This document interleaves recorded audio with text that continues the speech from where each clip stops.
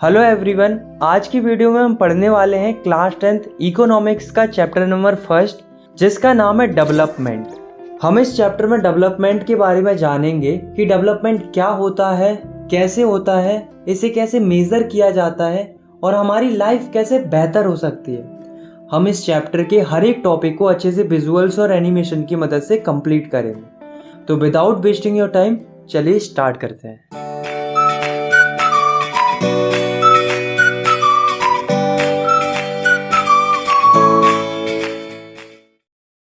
What development promises different pupils different goals। सबसे पहले हम बात करते हैं डेवलपमेंट की। डेवलपमेंट का मतलब होता है विकास। अब दोस्तों आप मुझे ये बताओ कि आपके हिसाब से डेवलपमेंट क्या है। तो आप में से कई सारे लोग कहेंगे कि बिल्डिंग्स का बनना डेवलपमेंट है, रोड्स बनना डेवलपमेंट है, रेलवेज बनना डेवलपमेंट है, अच्छे अच्छे स्कूल्स होना डेवलपमेंट है, हॉस्पिटल्स होना डेवलपमेंट है। तो सबके दिमाग में अलग अलग थॉट्स आएंगे डेवलपमेंट से रिलेटेड।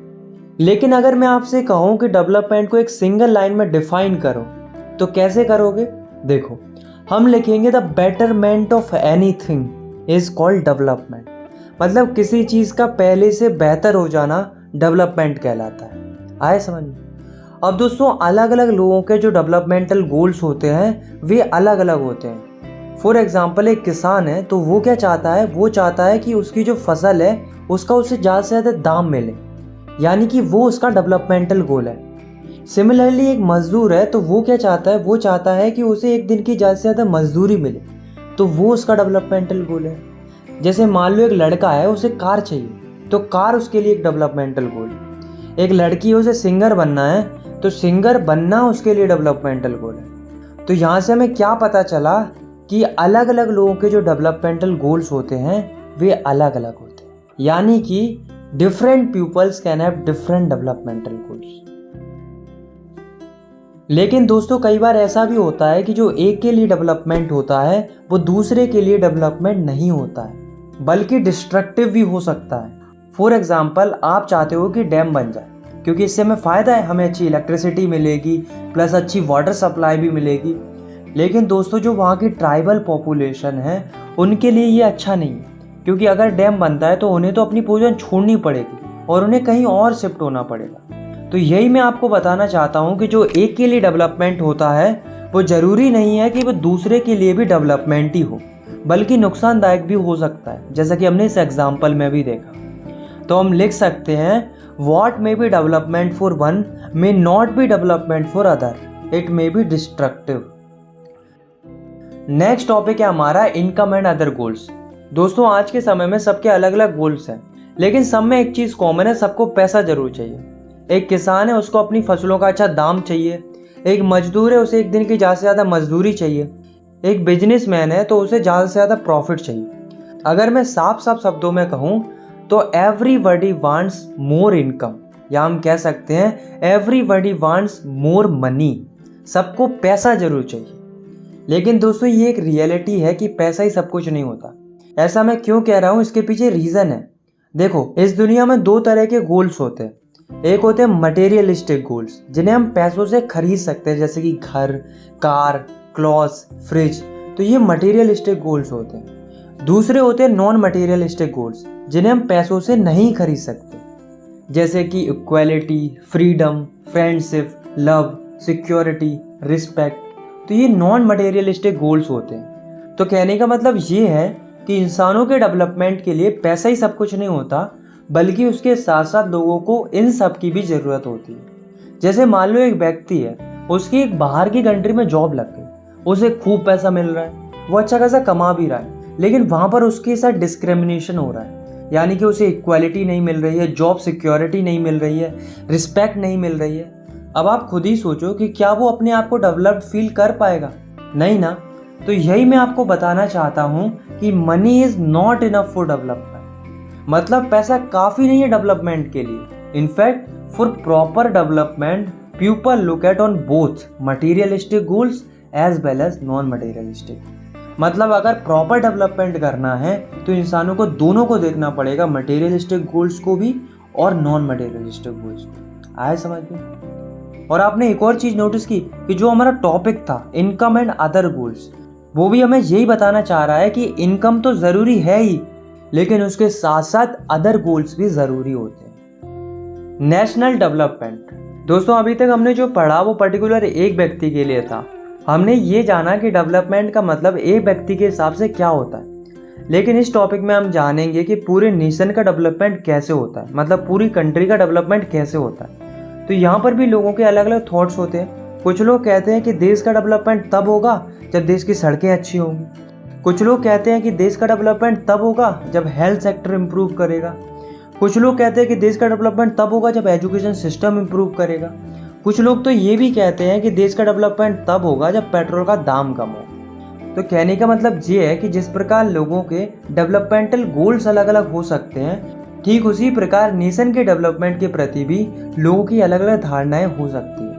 यानी कि हम लिख सकते हैं different people could have different notions toward national development. और जब लोगों के अलग अलग विचार होंगे तो वो कॉन्फ्लिक्टिंग भी हो सकते हैं। आए समझ में? इसलिए जब भी कुछ किया जाता है डेवलपमेंट के लिए तो ये ध्यान रखा जाता है कि उससे ज़्यादा से ज़्यादा लोगों का फ़ायदा हो और नुकसान की गुंजाइश कम से कम हो। अब दोस्तों, ये तो हम जानते हैं कि देश का विकास होना नेशनल डेवलपमेंट होता है, पर नेशनल डेवलपमेंट को डिफाइन कैसे करेंगे, इसकी एक्चुअल डेफिनेशन क्या होगी? देखो, तो the ability of the country to improve the living standard of its citizens is called national development. मतलब जब देश के नागरिकों का लिविंग स्टैंडर्ड इम्प्रूव होगा तब हम कहेंगे कि नेशनल डेवलपमेंट हो रहा है। मतलब वही बात है, देश तरक्की जब करेगा जब देश के लोग तरक्की करेंगे। और देश के लोग कब तरक्की करेंगे? जब उन्हें अच्छी एजुकेशन मिलेगी, अच्छी मेडिकल केयर मिलेगी, पब्लिक फैसिलिटीज़ मिलेंगी, लोगों को एम्प्लॉयमेंट मिलेगा, तो देश अपने आप तरक्की करेगा। आए समझ में? How to compare different countries और स्टेट्स। आपने देखा होगा कि कोई कंट्री डेवलप्ड होती है, कोई कंट्री अंडर डेवलप्ड होती है। तो ये पता कैसे चलता है कि ये कंट्री डेवलप्ड है या अंडर डेवलप्ड है? तो ये हम पता करते हैं इनकम के बेसिस पर। मतलब कोई कंट्री कितना कमाती है, इस आधार पर हम कंपेयर करते हैं कि वो कंट्री डेवलप्ड है या नहीं है। जिस कंट्री की जितनी ज़्यादा इनकम होगी वो कंट्री उतनी ही ज़्यादा डेवलप्ड होगी। तो हम लिख सकते हैं for comparing countries their income is considered to be one of the most important attributes. तो यहाँ पर ध्यान देना, मैंने क्या बोला? One of the most important attribute. मतलब इनकम जो है वो one of the most important attribute है कंट्रीज को कंपेयर करने की। इसके अलावा भी बहुत सारे होते हैं जिन्हें हम आगे डिस्कस करेंगे। तो जब भी कंट्रीज को कंपेयर किया जाता है तो सबसे पहले देखी जाती है उसकी इनकम। वो भी कौन सी इनकम? पर कैपिटा इनकम, जिसे हम एवरेज इनकम भी कहते हैं। तो क्या होती है ये पर कैपिटा इनकम? तो पर कैपिटा इनकम का मतलब होता है कि देश में रहने वाला प्रत्येक व्यक्ति एवरेज कितने पैसे कमाता है एक साल के अंदर। तो इसको निकालने का एक सिंपल सा फॉर्मूला होता है कंट्री की टोटल इनकम अपॉन कंट्री की टोटल पॉपुलेशन। इस फॉर्मूले से हम कंट्री की पर कैपिटा इनकम निकाल सकते हैं। फॉर एग्जांपल, एक कंट्री है जिसमें 4 लोग रहते हैं, ए, बी, सी, डी। ए 3 रुपये कमाता है, बी 7 रुपये कमाता है, सी 2 रुपये कमाता है और डी 4 रुपये कमाता है। अब आपको इस कंट्री की पर कैपिटा इनकम निकालनी, तो कैसे निकालेंगे? तो आप फॉर्मूले को देखो, तो फॉर्मूले के हिसाब से सबसे ऊपर आएगी टोटल इनकम, कंट्री की टोटल इनकम, जो कि कितनी है सबको ऐड कर देंगे, कितनी आ जाएगी? 16 आ जाएगी। यानी कि टोटल इनकम आ गई 16। नीचे आएगी टोटल पॉपुलेशन, कितने लोग हैं? 4 लोग हैं। तो डिवाइड करेंगे, कितना आंसर आ जाएगा? 4 आ जाएगा। यानी कि इस कंट्री की पर कैपिटा इनकम आ गई 4। आए समझ में कि पर कैपिटा इनकम क्या होती है और उसे कैसे निकालते हैं। अब आते हैं मुद्दे की बात पर, ये पता कैसे करते हैं। तो होता क्या है कि जो वर्ल्ड बैंक होता है वो एक रिपोर्ट जारी करता है जिसका नाम है वर्ल्ड डेवलपमेंट रिपोर्ट।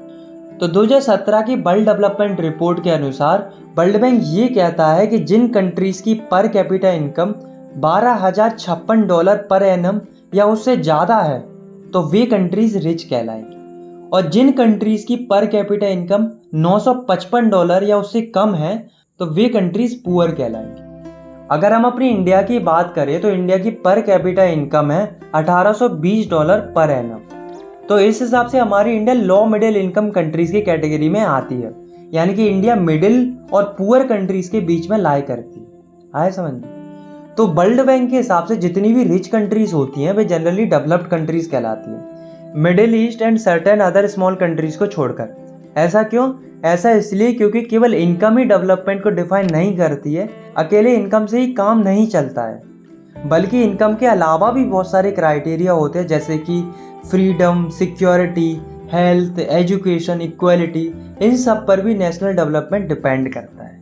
आए समझ में? इसी कंसेप्ट को और अच्छे से समझने के लिए हम पढ़ते हैं इस टॉपिक को, जिसका नाम है इनकम एंड अदर क्राइटेरिया। मतलब इनकम के अलावा और कौन कौन से क्राइटेरिया होते हैं।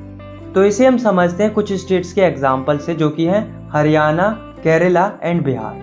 तो सबसे पहले हम देखते हैं इनकी पर कैपिटा इनकम।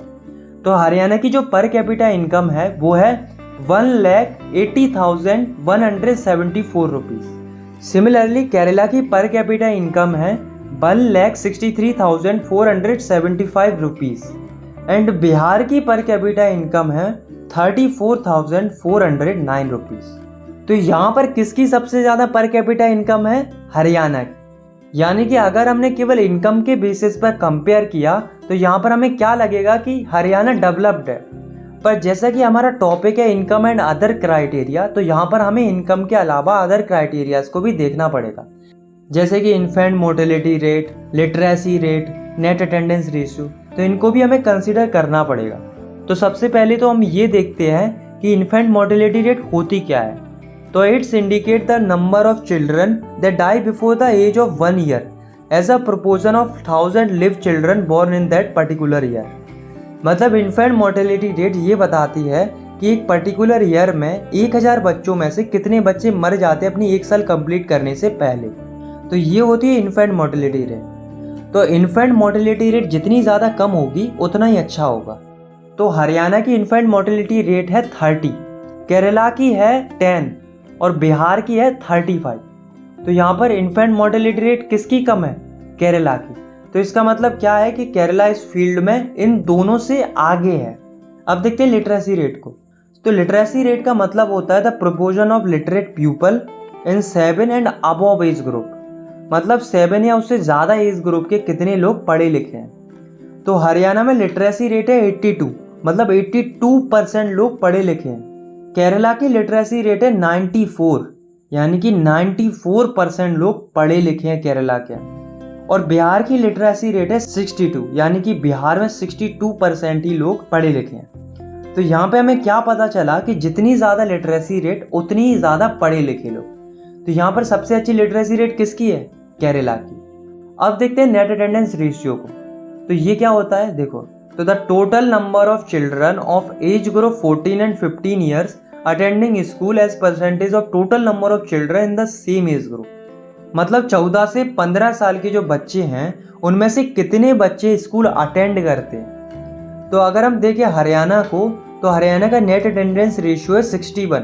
मतलब हरियाणा में इस एज ग्रुप के हर एक 100 बच्चों में से केवल 61 बच्चे स्कूल अटेंड करते हैं। वहीं अगर हम देखें केरला को, तो केरला का नेट अटेंडेंस रेशियो है 83।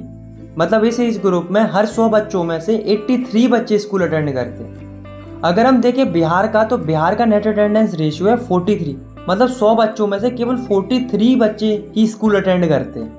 तो यहाँ पर भी बेस्ट कौन है? केरला, क्योंकि केरला का सबसे ज़्यादा नेट अटेंडेंस रेशियो है। आए समझ में? अब आप इस पूरे डाटा को ज़रा ध्यान से देखो। तो यहाँ से हमें क्या पता चला कि भले ही हरियाणा की पर कैपिटा इनकम ज़्यादा थी, लेकिन बाकी फैक्टर्स में हरियाणा पीछे था। तो कहने का मतलब ये है कि इनकम ही इकलौता क्राइटेरिया नहीं होना चाहिए कंट्रीज़ या स्टेट्स को कंपेयर करने का, बल्कि इनकम के साथ साथ हेल्थ और एजुकेशन का भी बहुत इंपॉर्टेंट रोल होता है डेवलपमेंट में। अब देखो ना कि केरला इन सब फील्ड में आगे क्यों था, क्योंकि केरला में एजुकेशन और हेल्थ फैसिलिटीज़ अच्छी थी। आया समझ में? इसी से रिलेटेड एक बहुत ही अच्छी लाइन है जो कि है, money in your pocket can not buy all the goods and services that you may need to live well. इसका मतलब ये है कि जो आपके पास पैसा है वो सारी चीज़ें नहीं खरीद सकता जो जीने के लिए ज़रूरी होती है। फॉर एग्जाम्पल आप खुद ही सोचो, क्या हम पैसे की मदद से एक पॉल्यूशन फ्री इन्वायरमेंट खरीद सकते हैं? नहीं ना। सिमिलरली क्या हम पैसे की मदद से इन्फेक्शन होने से रोक सकते हैं? ऐसा तो नहीं होगा ना कि इन्फेक्शन आपसे पूछेगा कि आप पैसे वाले हो या गरीब हो। इन्फेक्शन तो कभी भी किसी को भी हो सकता है। इसीलिए इनकम के साथ साथ अदर फैक्टर्स को भी कंसिडर करना चाहिए। Public facilities. तो जैसा कि नाम से ही पता चल रहा है कि ऐसी फैसिलिटीज जो पब्लिक को दी जाती हैं गवर्नमेंट के द्वारा, ताकि लोग अच्छे से अपना जीवन जी सके और उनका ओवरऑल डेवलपमेंट हो सके, उन्हें पब्लिक फैसिलिटीज कहते हैं। तो हम लिख सकते हैं public facilities are the those basic facilities which are provided to all citizens by the government for their well-being and overall development. For example, जैसे कि एजुकेशन हो गया, हेल्थ हो गई, सिक्योरिटी हो गई, फूड हो गया, तो ये पब्लिक फैसिलिटीज़ होती हैं जो गवर्नमेंट प्रोवाइड कराती हैं लोगों के लिए। तो जितनी ज़्यादा अच्छी पब्लिक फैसिलिटीज़ लोगों को मिलेगी, लोगों की लाइफ भी उतनी ही ज़्यादा बेहतर होती जाएगी। इसलिए कुछ स्टेट्स में जो पब्लिक डिस्ट्रीब्यूशन सिस्टम है वो भी बहुत अच्छे से काम कर रहा है, ताकि लोगों को अच्छी हेल्थ और न्यूट्रिशन मिलता रहे। बॉडी मास इंडेक्स यानी कि BMI। तो बॉडी मास इंडेक्स होता क्या है? तो ये क्राइटेरिया होता है जिसकी मदद से हम किसी भी पर्सन के हेल्थ स्टेटस को बता सकते हैं कि वो नरिश्ड है या अंडर नरिश्ड है या ओवर वेटेड है। यानी कि हम लिख सकते हैं body mass index is the criteria which is used to find out whether a person is nourished, under nourished और ओवरवेटेड। अब बॉडी मास इंडेक्स निकालते कैसे हैं? How to find body mass index? देखो, इसका एक फॉर्मूला होता है जो कि है वेट अपॉन हाइट का स्क्वायर। वेट आपको केजी में लेना है और हाइट आपको मीटर में लेनी। तो मान लो कोई व्यक्ति है, उसका वेट है 120 केजी और उसकी हाइट है 2 मीटर्स। अब हमें इसका बॉडी मास इंडेक्स निकालना है। तो ऊपर रखेंगे वेट जो कि है 120 केजी, नीचे रखेंगे हाइट और उसका करेंगे स्क्वायर। कितना आ जाएगा? 4। तो ये कट जाएगा, कितना आ जाएगा? 30। यानी कि जो बॉडी मास इंडेक्स है इस व्यक्ति का वो आ गया 30। तो इस तरीके से आप किसी भी व्यक्ति का बॉडी मास इंडेक्स निकाल सकते हो। आया समझ में?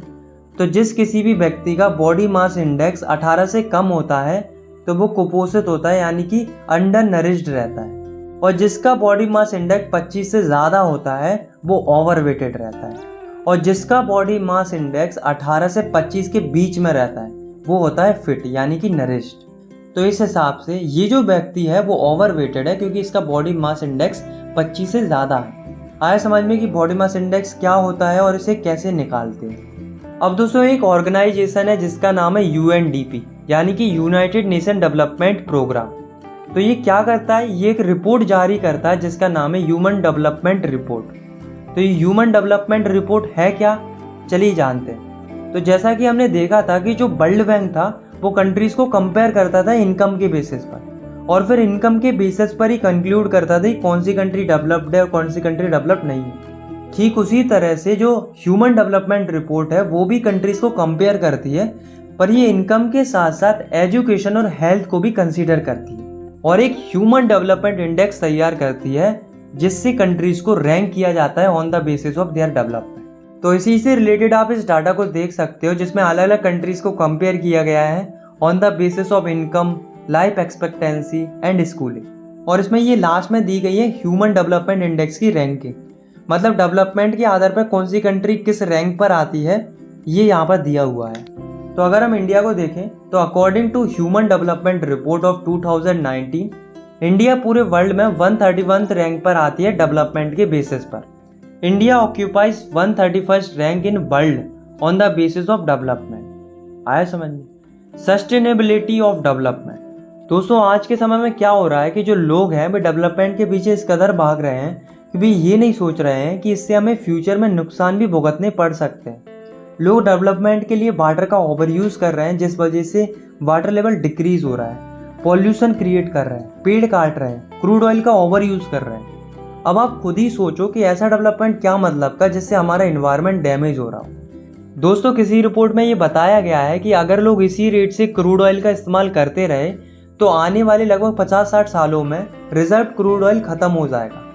तो जो सस्टेनेबिलिटी ऑफ डेवलपमेंट का जो कंसेप्ट है वो भी यही बताता है कि डेवलपमेंट करो, पर इस तरीके से करो कि जो हमारा इन्वायरमेंट है वो डैमेज ना हो और जो फ्यूचर जनरेशन है उनकी नीड्स के साथ भी कॉम्प्रोमाइज़ ना हो, ताकि फ्यूचर में भी सस्टेनेबिलिटी बनी रहे। तो यहाँ पर हमारा जो चैप्टर है वो ख़त्म होता है। आई होप आपको ये वीडियो पसंद आई होगी। अगर आपको ये वीडियो पसंद आई तो आप इस वीडियो को लाइक कर सकते हो और चाहो तो आप इस चैनल को सब्सक्राइब भी कर सकते हो क्लास 10th की वीडियोस आगे देखने के लिए। बाकी मिलते हैं नेक्स्ट वीडियो में, तब तक के लिए टेक केयर, बाय बाय। और हाँ, नेक्स्ट वीडियो में हम कंप्लीट करेंगे हिस्ट्री के सेकंड चैप्टर को जिसका नाम है नेशनलिज्म इन इंडिया। तो stay updated with sunlight study.